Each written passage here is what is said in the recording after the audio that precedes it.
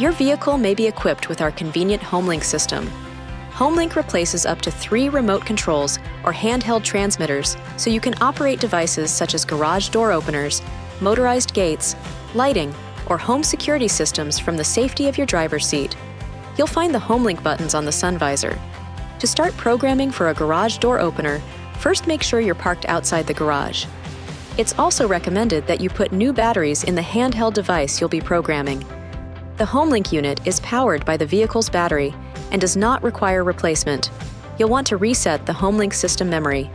To do this, simply push and hold the 2 outside buttons until the indicator light flashes.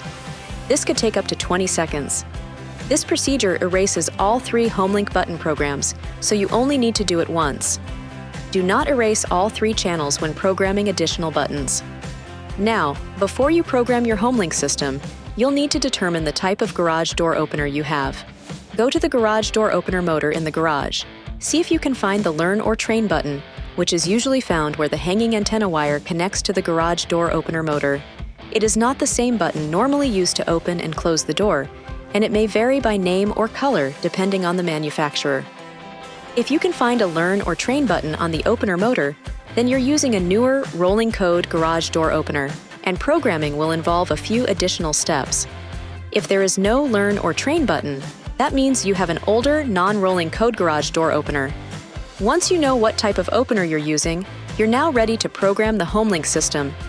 Press the on-run switch, but don't start the electric motor. Hold the handheld transmitter 1 to 3 inches or 3 to 8 centimeters away from your HomeLink system. Now, simultaneously, push and hold both the HomeLink button you want to program and the handheld transmitter button. Watch the HomeLink indicator light. It will flash slowly at first and then rapidly. It may take 30 seconds or more for the rapid flashing to occur.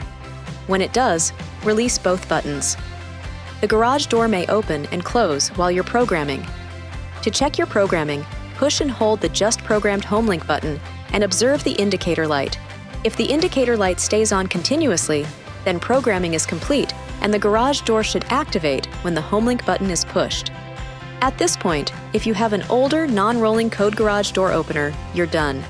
Your HomeLink controls and garage door opener should now be in sync. If you have a rolling code garage door opener, here's where those additional steps come into play. Go to the garage door opener and once again find the Learn or Train button. Firmly push and release it. You now have 30 seconds to return to the HomeLink system, so move quickly. Better yet, it might be good to have a second person standing by at the HomeLink system. Once there, push the HomeLink button you'd like to program twice. Hold the button for 2 seconds each time. If the opener is plugged in and activates, programming is complete.